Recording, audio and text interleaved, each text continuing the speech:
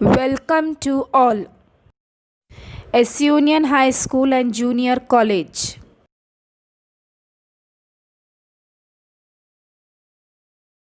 Hello student. Today I am going to teach you EVS 1 fourth chapter, that is environmental balance.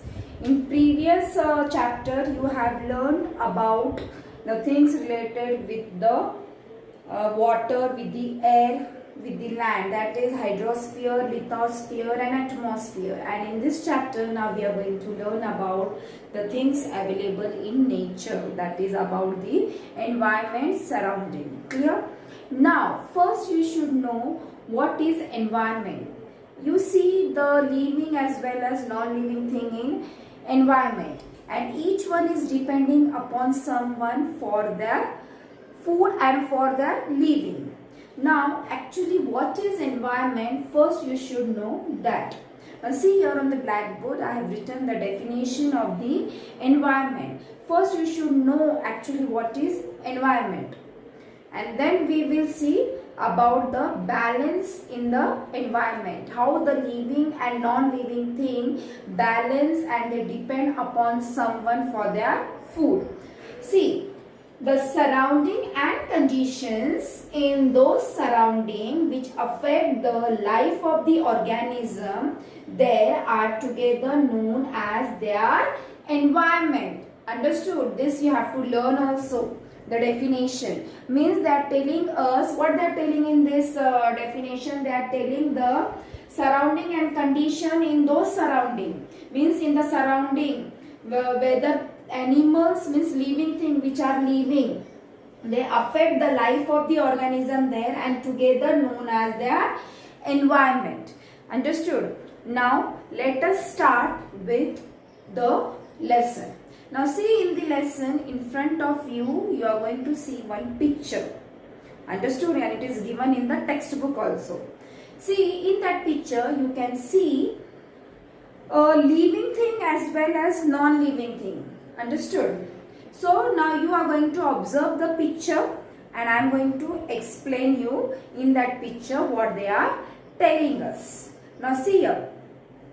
Ask the elder in your family to take you to a riverside or to a lake or stream. Now here they are telling us that ask the elder in your family to take you to a riverside.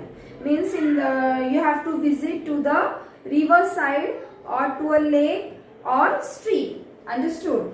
And you have to make a list of all the living things you see there. Means you have to make the list of all the living things which you see. You know the living thing means one who can move from one place to the another, like plants and animals. And non-living thing means they are not moving from one place to the another. Understood? Now in this picture, and they are also telling us that if you do not know the name of any of the living thing you see, make a note of them describing their shapes, color, sound, shelter, etc. Or draw their pictures, means you have to draw the pictures related with that particular thing. Count how many types of living thing you see. Understood? Now you have to, in that picture they have given you everything. You have to count how many types of living thing you see there. Understood? So this is an activity which you are going to do. Now let us start with the next one, that is biodiversity. Now what is biodiversity? See here. The varieties we see in all the living things that belong to a particular area is called the biodiversity of that place.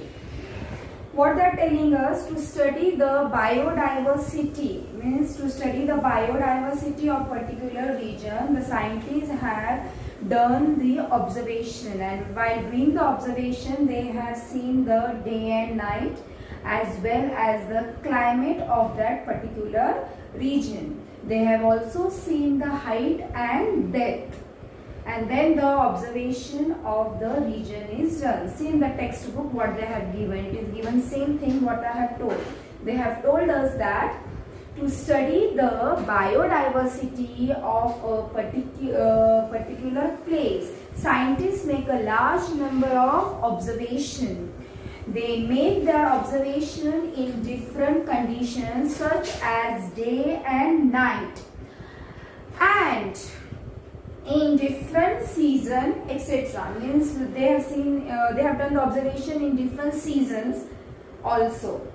They have seen the day and night, as well as they have seen the different seasons. You know, in India there are 3 types of seasons, that is rainy, summer and winter. We call it a monsoon also. Means they have seen all this season and then they have done the observation. Afterwards, what they are telling us, they use special devices to make observation. Means different devices are used for doing the observation of the living thing. They have that are found at great height or depth. Means the devices which are finding at the great height and depth, they have seen that also.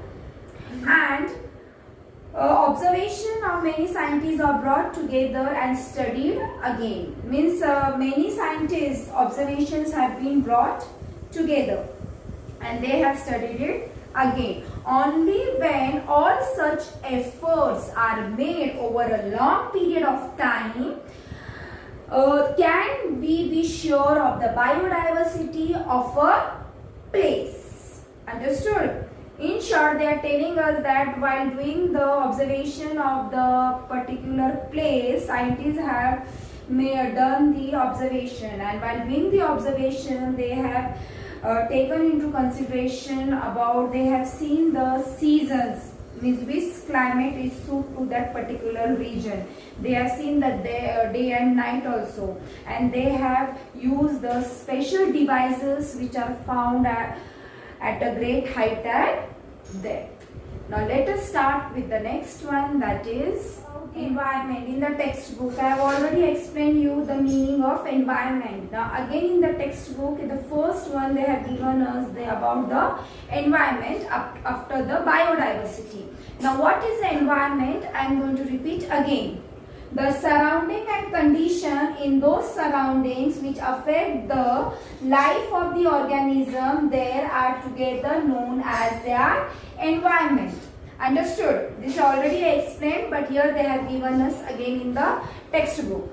And they are telling us it includes many components such as sunlight, air, water, soil, plants and animals. Then here they are including many components. Many components means the things available in nature, like they have given us that sunlight, air, water, soil, plants and animals. Correct?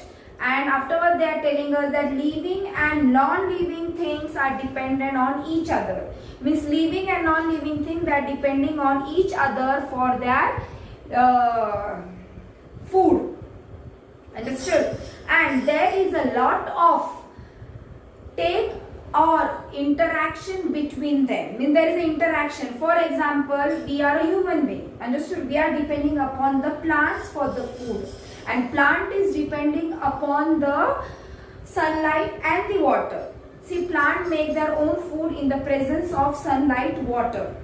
Got it? That means we are depending upon the plants and plant is depending upon the sunlight and water. Same way of animals, those who are eating the non-veggies, so they are depending upon the animals for their food.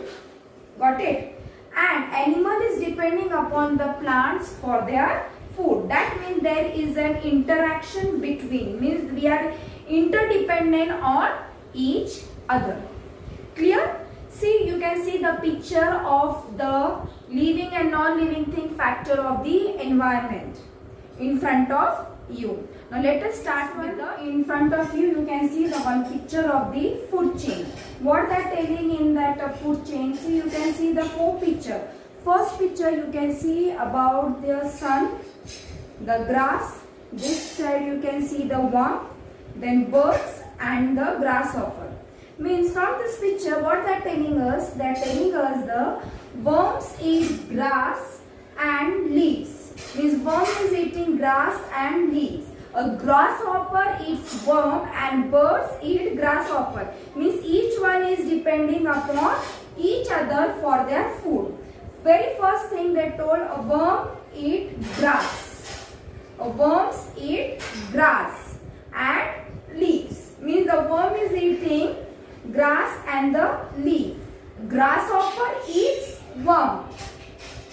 Birds eat grasshopper. Means this is the food for them which they are eating. Means this is like a water cycle. You know what is water cycle? You have learned in the previous class. In the same way, this is called as a food chain. Means someone is depending upon the someone for their food. That's why the name is being given as a food chain. Afterwards, what they are telling us? They are telling us that there are several links in this chain. Means in the chain there are several links. If the link were to separate, means if that link, the chain which is there, if it is separate from each other, could they be called a chain? No, it cannot be called a chain because the chain are joined to each other. So it cannot be called as chain. Even though each link is a complete object, means each link, if it is a complete object, it is joined to the link before and after. Understood? It is joined before and after. If any link comes loose, the chain is broken. Means what they are telling in this line, they are telling us that if any link comes loose, the chain is broken. Means it is vanished. Means it is broken. It cannot be joined again. It is broken.